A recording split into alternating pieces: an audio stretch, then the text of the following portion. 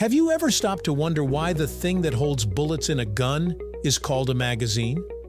When most people hear the word magazine, they think of glossy pages filled with celebrity interviews, sports highlights, or the latest tech gadgets.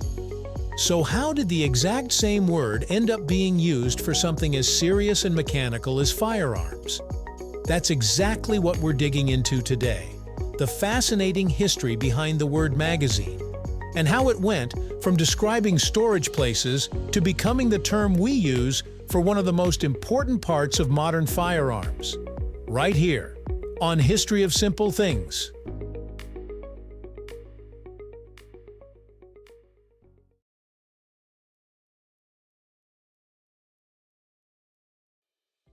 The word magazine actually comes from the Arabic word maksan, which means storehouse or depot. That word passed into Italian as magazzino, then into French as magasin, and finally into English as magazine. From the very beginning, the word has always been about storage, a place to keep supplies, whether that was food, tools, or military equipment. By the 16th and 17th centuries, English speakers were already using magazine to describe large storage buildings, particularly those that held gunpowder, weapons, and ammunition for armies and navies. These were essentially military warehouses. If you were on a ship during that time, the magazine was a secure, reinforced room deep inside the vessel where gunpowder was stored to prevent accidental explosions.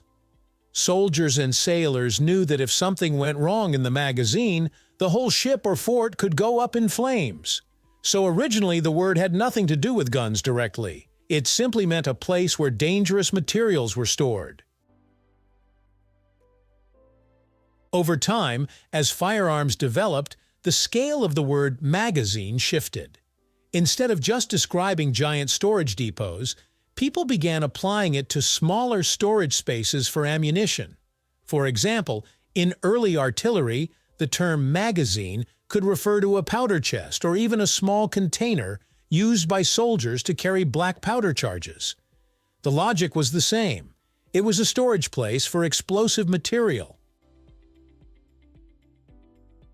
As technology advanced and firearms became more sophisticated, designers were constantly looking for ways to make loading faster. Muskets and flintlocks required slow, manual loading, powder, ball, ramrod, the whole routine. But by the 19th century, firearms technology was shifting toward breech-loading mechanisms and cartridges, which allowed much quicker reloading. Naturally, inventors looked for efficient ways to store and feed multiple rounds into a gun. And here's where the word magazine really began to transform. One of the earliest uses of the term magazine for firearms appeared in the 18th and 19th centuries with experimental repeating rifles. These early designs had built-in compartments or tubes that held multiple rounds of ammunition.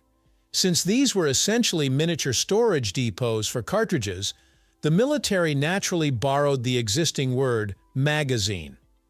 By the mid to late 19th century, firearms such as the Henry rifle and later the Winchester repeating rifle used tubular magazines, where cartridges were stored end-to-end in a tube beneath the barrel.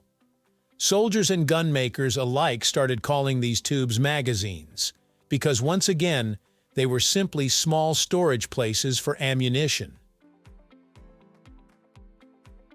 As firearm design evolved, two main types of magazines emerged: fixed and detachable.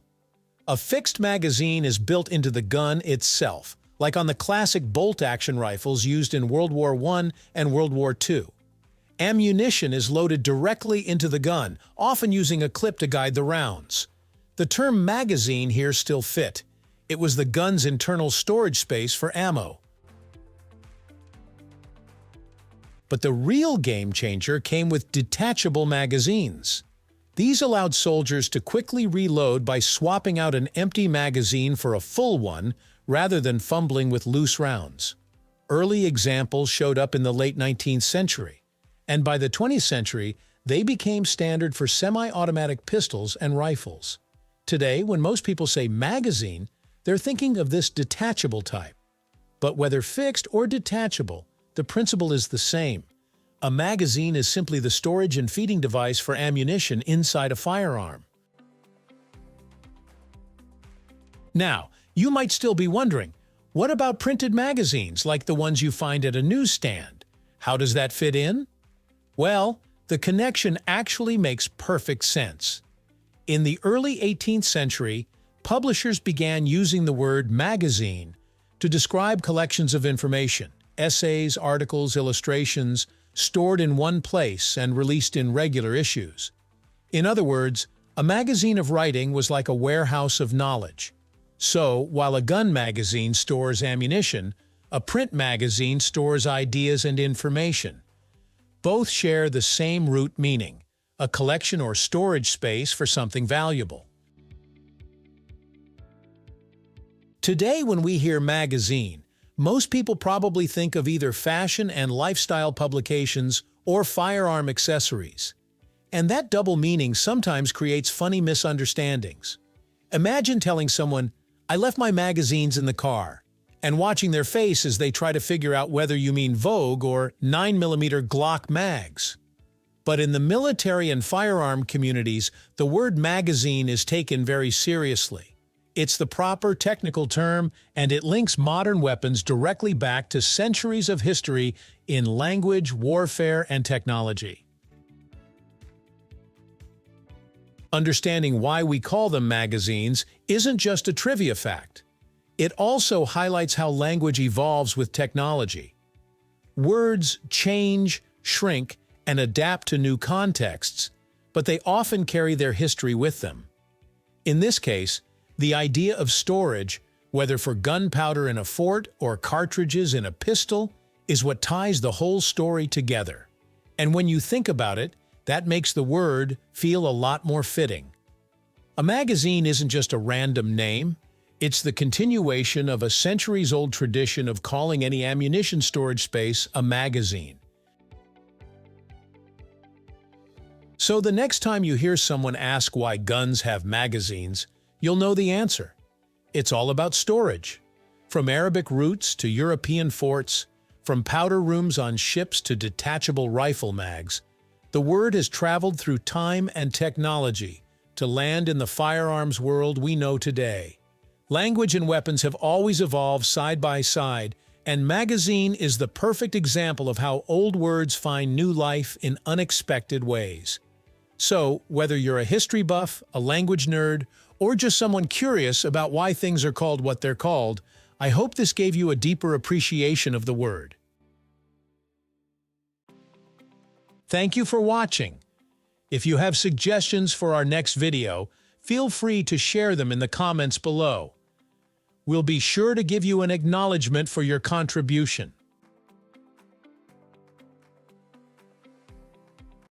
If you enjoyed this video, please check out our other bingeable channels.